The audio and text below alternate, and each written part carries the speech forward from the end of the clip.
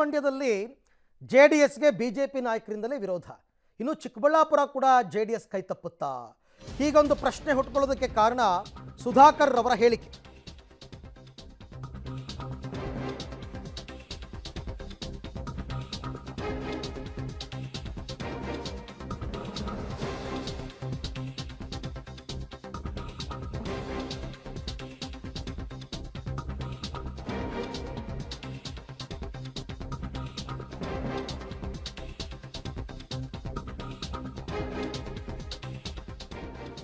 ಹಾಸನ ಮಂಡ್ಯದಲ್ಲೂ ವಿರೋಧವಾಯಿತು. ಈಗ ಜೆಡಿಎಸ್ಗೆ ಕೈ ತಪ್ಪುತ್ತಾ ಚಿಕ್ಕಬಳ್ಳಾಪುರ ಅಂತ. ಯಾಕೆ ಅಂದರೆ ಚಿಕ್ಕಬಳ್ಳಾಪುರ MP ಎಲೆಕ್ಷನ್ ಸ್ಪರ್ಧೆಗೆ ನನಗೆ ಗ್ರೀನ್ ಸಿಗ್ನಲ್ ಸಿಕ್ಕಿದೆ. ನನ್ನ ಸ್ಪರ್ಧೆಗೆ ದೇವೇಗೌಡರು ಕುಮಾರಸ್ವಾಮಿ ಹಸಿರು ನಿಶಾನೆಯನ್ನು ತೋರಿದ್ದಾರೆ. ಕೆಲಸ ಪ್ರಾರಂಭ ಮಾಡೋದಕ್ಕೆ ದಳಪತಿಗಳು ತಿಳಿಸಿದ್ದಾರೆ. ದೇವಮೂಲೆ ಜಾಕ್ವೆಲ್ ಮೂಲಕ ಚುನಾವಣಾ ಪ್ರಚಾರವನ್ನು ಆರಂಭಿಸಿದ್ದೇನೆ. ನನಗೆ ಬಿಜೆಪಿ ನಾಯಕರು ಟಿಕೆಟ್ ನೀಡುವ ವಿಶ್ವಾಸ ಇದೆ ಅಂತ ಚೇಳೂರು ಬ್ರಾಹ್ಮಣರ ಸಭೆಯಲ್ಲಿ ಮಾಜಿ ಸಚಿವ ಡಾಕ್ಟರ್ ಕೆ ಸುಧಾಕರ್ ಅವರು ಹೇಳಿಕೆಯನ್ನು ನೇರವಾಗಿ ಕೊಟ್ಬಿಟ್ಟಿದ್ದಾರೆ. ಒಂದು ವಿಶ್ವಾಸ ಇದೆ. ಈಗಾಗಲೇ JDSನ ಮಾಜಿ ಪ್ರಧಾನಿಗಳು ಶ್ರೀ ದೇವೇಗೌಡರು, ಮಾಜಿ ಮುಖ್ಯಮಂತ್ರಿಗಳು ಶ್ರೀ ಕುಮಾರಸ್ವಾಮಿ ಅವರು ಕೂಡ ನನಗೆ ಒಂದು ರೀತಿಯಲ್ಲಿ ಹಸಿರು ನಿಶಾನೆಯನ್ನು ತೋರಿಸಿದ್ದಾರೆ. ತಾವು ಹೋಗಿ ಕೆಲಸ ಪ್ರಾರಂಭ ಮಾಡಿ ಅನ್ನೋ ಮಾತನ್ನು ಹೇಳಿ. ಹಾಗಾಗಿ ನಾನೀಗಾಗಲೇ ಇವತ್ತು ದೇವಮೂಲೆಯಲ್ಲಿ ಚೇಳೂರು ತಾಲೂಕಿನ ಚಾಕ್ವೇಲೂರಿಂದ ಪ್ರಾರಂಭ ಮಾಡಿದೆ. ಇವತ್ತು ನಾನು ಮತ್ತೆ MP ಆದರೆ 100% ನಾನು ಹೇಳ್ತೇನೆ, ಈ ಭಾಗವನ್ನು ಅಭಿವೃದ್ಧಿ ನಾನು ಮಾಡೇ ತಿಂತೇನೆ ಅನ್ನೋ ಮಾತನ್ನು. ಮತ್ತಷ್ಟು ಮಾಹಿತಿ ನನ್ನ ಕೊಲೀಗ್ ಮುದ್ದುಕೃಷ್ಣ ಅವರಿಂದ ಪಡ್ಕೊಳ್ಳೋಣ. ಮುದ್ದುಕೃಷ್ಣ, ಸುಧಾಕರ್ ಅವರು ಆಡಿರೋ ಮಾತು ದೇವೇಗೌಡರು ಮತ್ತು ಕುಮಾರಸ್ವಾಮಿಯಿಂದ ಗ್ರೀನ್ ಸಿಗ್ನಲ್ ಸಿಕ್ಕಿದೆ ಅನ್ನೋದು ಇದೊಂಥರ ಮೈಂಡ್ ಗೇಮಾ? ಯಾಕೆಂದರೆ ಈಗ SR ವಿಶ್ವನಾಥ್, MTB ನಾಗರಾಜ್ ಯಾರ್ಯಾರ್ದೋ ಹೆಸರು ಕೇಳಿ ಬರ್ತಾ ಇತ್ತು. ಇವರೆಲ್ಲರಿಗೂ ಕೂಡ ನನಗೆ ಅವರೇ ಒಪ್ಪಿಗೆ ಕೊಟ್ಟಿದ್ದಾರೆ ಅಂತ ಹೇಳೋದ್ರ ಮುಖಾಂತರ ಮೈಂಡ್ ಗೇಮನ್ನು ಆಡ್ತಾ ಇದ್ದಾರಾ ಅಥವಾ ನಿಜಕ್ಕೂ ಹಸಿರು ನಿಶಾನೆ ಸಿಕ್ಕಿದೆಯಾ?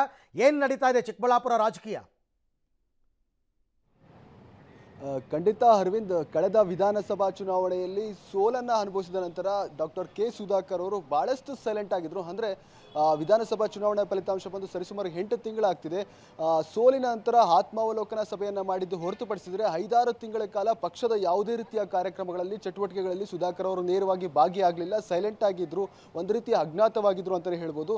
ತದನಂತರ ಬಂದಂಥವರು ತಮ್ಮ ಸ್ವಪಕ್ಷೀಯರ ವಿರುದ್ಧವೇ ಒಂದು ರೀತಿಯ ಮುನಿಸನ್ನು ಹೊರಹಾಕಿದ್ರು. ಸೋತ ನಂತರ ನನ್ನನ್ನು ಯಾರೂ ಮಾತಾಡಿಸ್ತಿಲ್ಲ, ಯಡಿಯೂರಪ್ಪನವ್ರನ್ನ CM ಮಾಡೋದಕ್ಕಾಗಿ ನಾನು ರಾಜೀನಾಮೆನೆ ಕೊಟ್ಟು ಭಾಳಷ್ಟು ರಿಸ್ಕನ್ನು ತೊಗೊಂಡು ಬಂದು ಯಡಿಯೂರಪ್ಪನವ್ರನ್ನ CM ಮಾಡಿದೆ ಅಂತ ಮಾತುಗಳನ್ನು ಹೇಳಿದರು. ತದನಂತರ ರಾಜ್ಯ ಮಟ್ಟದ ರಾಜ್ಯ BJP ಕಾರ್ಯಕಾರಿಣಿ ಇತ್ತೀಚೆಗಷ್ಟೇ ಬೆಂಗಳೂರಿನಲ್ಲಿ ನಡೆಯಿತು, ಕಳೆದ 1.5 ತಿಂಗಳ ಹಿಂದೆ. ತದನಂತರ ಸುಧಾಕರ್ ಅವರು ಕಂಪ್ಲೀಟ್ ಆಗಿ ಆಕ್ಟಿವ್ ಆಗಲಿಕ್ಕೆ ಸ್ಟಾರ್ಟ್ ಮಾಡಿದ್ರು, ಪಕ್ಷದ ಕಾರ್ಯಕ್ರಮಗಳಲ್ಲಿ ತೊಡಗಿಸ್ಕೊಳ್ಳೋಕ್ಕೆ ಸ್ಟಾರ್ಟ್ ಮಾಡಿದ್ರು.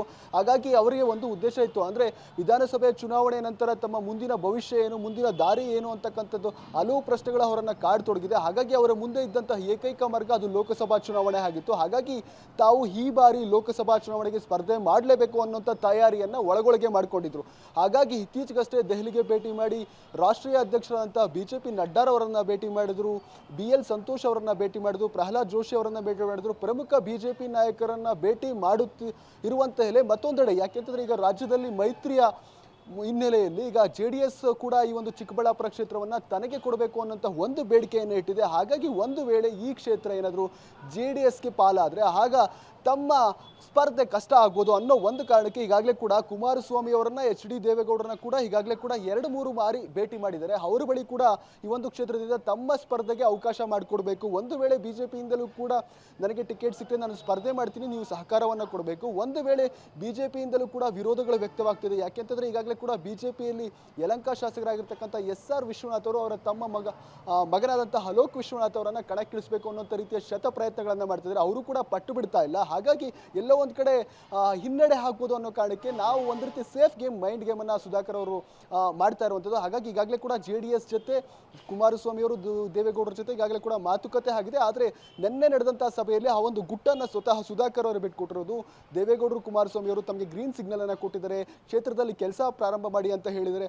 ಆ ಕಾರಣಕ್ಕೆ ನಾನು ದೇವಮೂಲೆಯಾದಂಥ ಚೇಳೂರಿನ ಚಾಕ್ವೇಲ್ನಿಂದ ಈಗಾಗಲೇ ಪ್ರಚಾರವನ್ನು ಆರಂಭ ಮಾಡ್ತಿದ್ದೀನಿ, ನೀವೆಲ್ಲರೂ ಕೂಡ ಪಕ್ಷವನ್ನು ಸಂಘಟನೆ ಮಾಡಬೇಕು, ಈ ಬಾರಿ ನರೇಂದ್ರ ಮೋದಿಯನ್ನ ಮತ್ತೆ ಪ್ರಧಾನಿ ಮಾಡೋದಕ್ಕೆ ತಾವೆಲ್ಲರೂ ಕೂಡ ಕೈ ಜೋಡಿಸಬೇಕು ಅನ್ನೋ ರೀತಿಯಲ್ಲಿ ತಮ್ಮ ಗುಟ್ಟನ್ನು, ಅಂದ್ರೆ ತಮ್ಮ ಸ್ಪರ್ಧೆಯನ್ನ ಖಚಿತಪಡಿಸಿರುವಂತದ್ದು. ಹಾಗೆ ಸಂಪರ್ಕದಲ್ಲಿ ಮುದ್ದುಕೃಷ್ಣ, ಮತ್ತೆ ನಿಮ್ಮ ಜೊತೆ ನಾನು ಮಾತನಾಡ್ತೀನಿ.